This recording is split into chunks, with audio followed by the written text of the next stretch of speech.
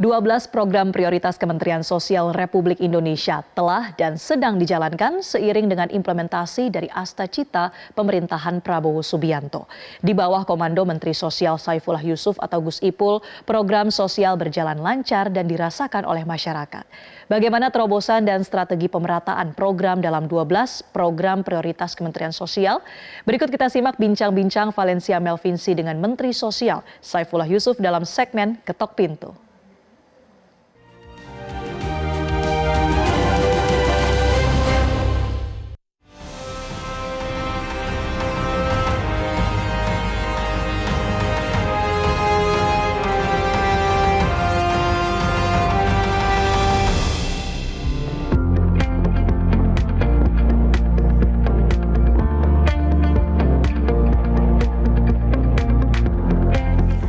Pemirsa, selamat pagi. Hari ini saya khusus mau ngajak Anda untuk kenalan sama salah satu menteri di Republik ini.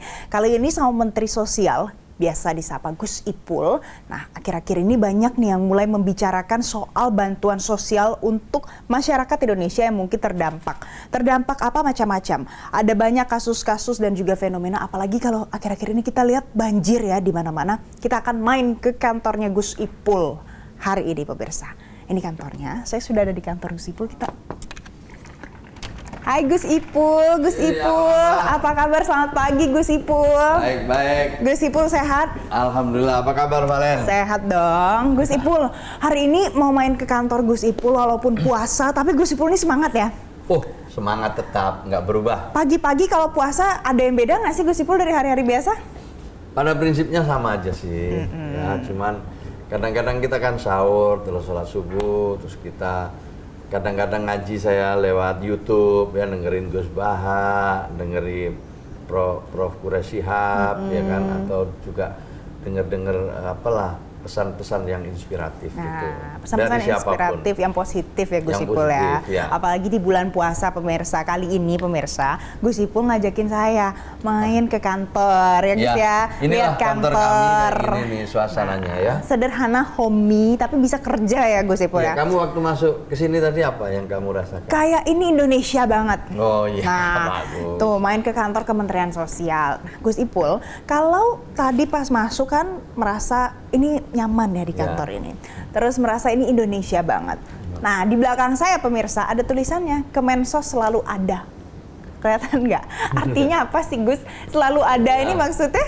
Ya, ini maksudnya kita selalu ada di bidang tugas kami. Kita bisa memberikan satu layanan yang dibutuhkan, terutama kepada kelompok rentan ya, kepada kelompok rentan agar mereka bisa paling tidak kembali normal gitu. Oke, jadi kalau misalnya ada yang sedang membutuhkan butuh bantuan sosial dari Kementerian Sosial, bisa reach out ke Kemensos gitu Gus Ipul?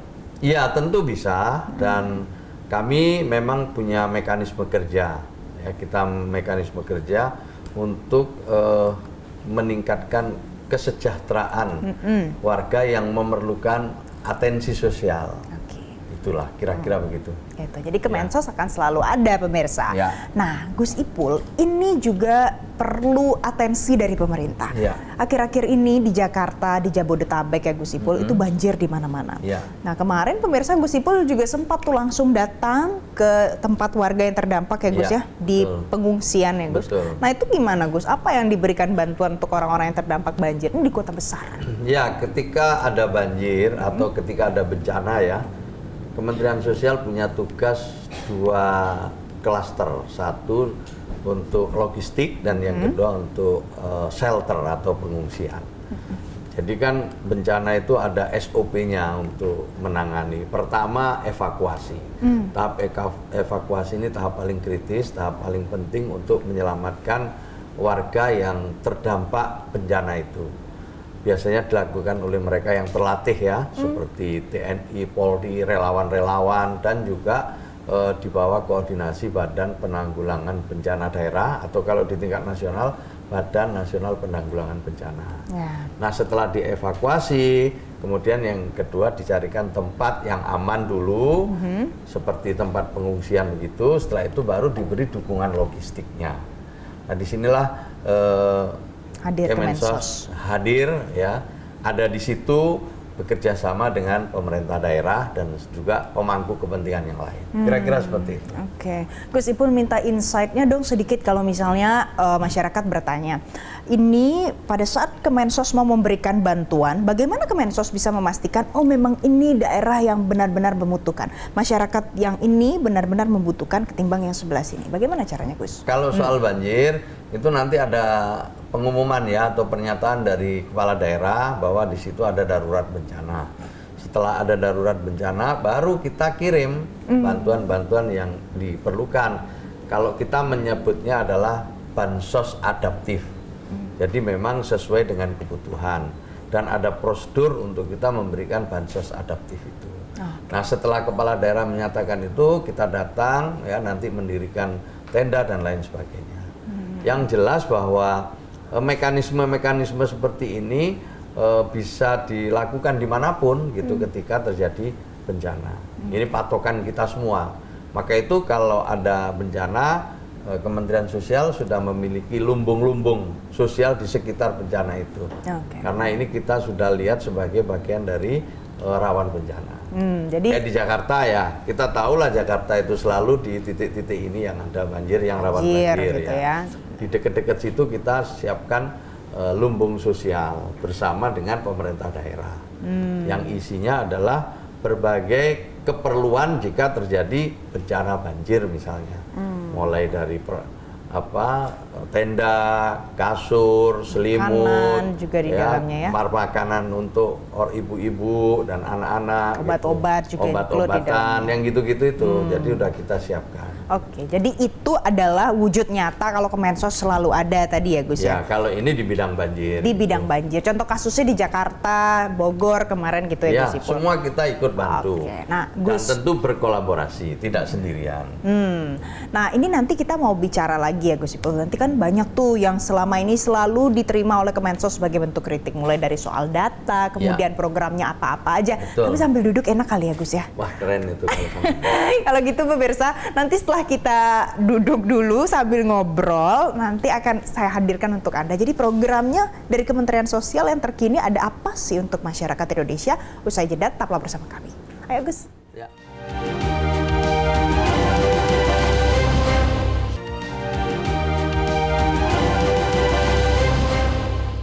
Pemirsa, sudah tahukah Anda soal 12 pasnya Kementerian Sosial? Namanya 12 pemerlu atensi sosial, 12 pas. Kalau mau tahu, kita tanya langsung ke Menteri Sosialnya, Gus Ipul. Gus Ipul, jadi 12 pas Kemensos ini, itu kan ini banyak ya, banyak sekali sektor-sektornya. Itu sebenarnya sekarang sudah berjalan, progresnya kayak gimana sih Gus? Ya, inilah bagian dari tugas dan fungsi Kementerian Sosial untuk melayani pemerlu atensi sosial itu yang kita rumuskan dalam 12 pas. Di mana 12 pas itu diantaranya adalah anak-anak rentan, anak-anak yang terlantar, anak yang berhadapan dengan hukum, anak yang menjadi korban tindak kekerasan di jalanan maupun di rumah, dan hal-hal lain yang membuat anak ini menjadi rentan gitu loh. Nah, anak-anak yang seperti ini tentu memerlukan layanan khusus, perlu rehabilitasi, perlu pendampingan yang baik. Nah, itu salah satu ya dari tugasnya Kementerian Sosial. Kemudian kita memberikan fasilitasi kepada penyandang disabilitas. Para penyandang disabilitas ini kita fasilitasi dalam bentuk berbagai program, mulai dari perlindungan sosialnya, rehabilitasi sosialnya, dan juga pemberdayaan sosialnya. Ada juga lansia terlantar. Banyak sekali orang tua kita, terutama yang 70 tahun ke atas itu hidup sendiri karena anaknya bekerja di daerah lain, atau kalau toh di situ tapi tidak sanggup untuk merawat orang tua. Seperti mereka yang berpendapatan rendah, ya, mereka yang berada di daerah-daerah remote, atau yang menjadi bagian dari suku atau komunitas adat terpencil, ya, ada perempuan rentan, korban TPPO atau perdagangan orang, ex warga binaan, dan termasuk fakir miskin. Itulah kira-kira hal yang menjadi semacam Diberi layanan khusus yang disediakan oleh Kementerian Sosial. Dan ini semuanya layanannya itu bisa masyarakat dengan yang masuk ke dalam kategori itu akses dapatkan di setiap sentra punya Kemensos, begitu ya Gus Ipul? Ya, kita punya sentra, dan sentra-sentra ini menyiapkan untuk 12 pas itu. Tentu dalam rangka Dalam rangka tadi rehabilitasi sosial, ya kan. Ada juga kita seterusnya kita berdayakan.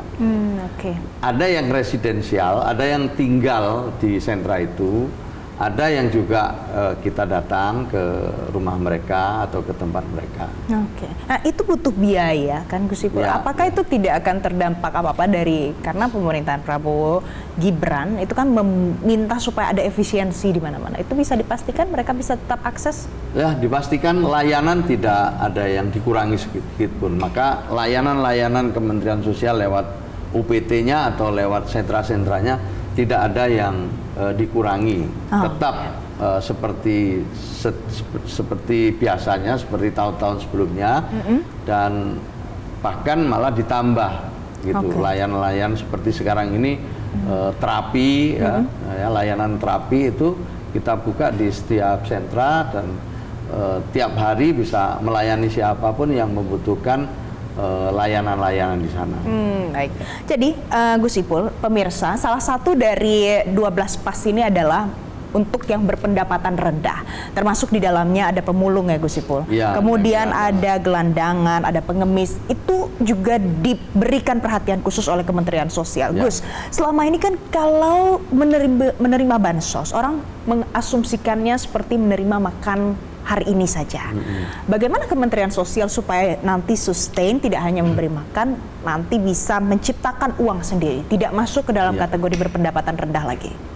Maka itulah perlu dipahami bahwa bansos ya itu adalah perlindungan sosial yang diberikan dalam rangka memenuhi hak-hak dasarnya untuk membeli makan yang sehat, ya, untuk asupan-asupan bayi yang memang diperlukan gitu.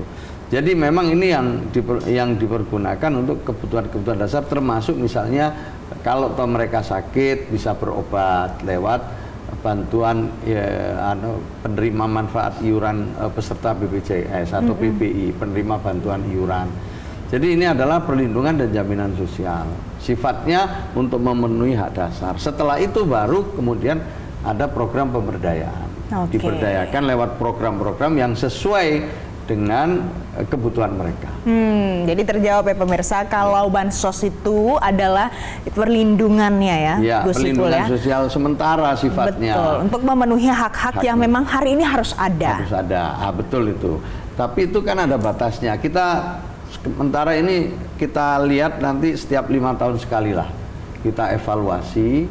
Tapi setiap tahun ada yang kita dorong keluarga penerima manfaat ini untuk bisa graduasi, pindah ke program pemberdayaan. Jadi dia nyaman dengan pemberian bansos. Jadi itu. Masyarakat pun bisa naik kelas, gitu ya Gus. Mereka harus berusaha keras, bisa menjadi keluarga yang lebih mandiri dan berdaya. Kalau keluarga bisa mandiri dan berdaya, pasti tentu dimulai dari anak-anak, Gus Ipul. Anak-anak ini tentu harus diperhatikan soal pendidikannya, soal sekolah, dan Kementerian Sosial. Gus Ipul punya yang namanya sekolah rakyat. Sekolah rakyat ini adalah apa, Gus Ipul? Ya, ini sebenarnya idenya Presiden, ya. Ini adalah gagasan Presiden untuk memuliakan orang miskin dan sekaligus memotivasi, memfasilitasi agar ada semacam kebangkitan warga miskin ini. Kenapa? Karena kalau warga miskinnya bangkit, semangat hidupnya tinggi, niat untuk naik kelasnya juga ada, fasilitasi untuk mereka lewat pendidikan juga diperluas aksesnya, ya, itu insya Allah nanti Indonesia Emas itu tahun 2045 itu peran mereka akan signifikan gitu. Jadi itu bisa tercapai kalau warga miskinnya ini bangkit dan mereka mendapatkan pendidikan yang baik, kemudian berdaya, percaya dirinya meningkat, ya, kemudian ikut berperan di dalam memajukan Indonesia di masa yang akan datang. Dalam sekolah rakyat ini targetnya bagaimana Gus Ipul? Apakah nanti akan membangun sekolah, menyiapkan yang lebih baik lagi kualitas sekolahnya untuk anak-anak atau bagaimana? Jadi sekolah ini memang pertama-tama diperuntukkan bagi keluarga miskin atau miskin ekstrim. Jadi keluarga ini yang kita prioritaskan. Jadi syarat pertamanya itu dulu. Oke. Jadi adalah keluarga miskin atau miskin ekstrim, baru yang lain-lain. Kemudian di tahap berikutnya tentu ada seleksi gitu loh. Tapi yang pertama itu dulu. Oke. Nah, kita ingin mereka ini nanti setelah lulus menjadi agen-agen perubahan untuk komunitas, untuk keluarga, ya, sehingga menginspirasi banyak yang lainnya untuk bisa semangat untuk bisa sekolah, bahwa kita bisa berubah kalau kita sungguh-sungguh mau menempuh pendidikan yang semestinya. Dan ini untuk satu Indonesia ya, Untuk Gus Ipul. seluruh Indonesia, tapi kita mulai. Yang pertama di mana akan dimulai? Ya, kita akan mulai di beberapa tempat di mana ada potensi memang ya untuk kita lakukan penyelenggaraan di tahun ini. Kita udah coba targetkan sekuat tenaga, sampai sekarang kita kira-kira sudah ada 40 ini yang siap di tahun sekarang ini. Mudah-mudahan nanti dalam 1 bulan ke depan ini juga ada lagi tempat-tempat yang lebih siap. Kita coba ya sekuat tenaga, kalau memungkinkan itu bekerja sama dengan semua pihak dan potensi atau peluangnya ada, kita mudah-mudahan di tahun 2025 ini bisa antara 50 sampai 100 titik. Doakan aja kami bisa menerjemahkan apa yang menjadi arahan Presiden ini untuk bisa memulai suatu hal yang baru ini, yaitu sekolah khusus untuk warga miskin. Yang saya pahami ini adalah sebagai bagian dari upaya konkret Presiden Prabowo untuk memuliakan warga miskin dan sekaligus memfasilitasi kebangkitan warga miskin untuk berperan lebih signifikan pada 2045 yang akan datang, yang telah dicanangkan sebagai tahun emas Indonesia. Dan ini sejalan ya Gus Ipul dengan Astacita Presiden Prabowo Subianto dalam pemerintahan kali ini. Mudah-mudahan masyarakat bisa langsung merasakan mulai dari anak-anak, orang tuanya, lingkungannya yang aman, nyaman untuk masyarakatnya, juga hidup lebih sejahtera. Gus Ipul, terima kasih Gus Ipul. Valen, terima kasih ya. Terima kasih banyak karena hari ini Gus Ipul pemirsa baik sekali sudah ngajak saya main ke kantor, sudah bercerita banyak soal program-program dari Kementerian Sosial. Mudah-mudahan nanti masyarakat bisa merasakan langsung dampaknya. Terima kasih pemirsa, sampai jumpa.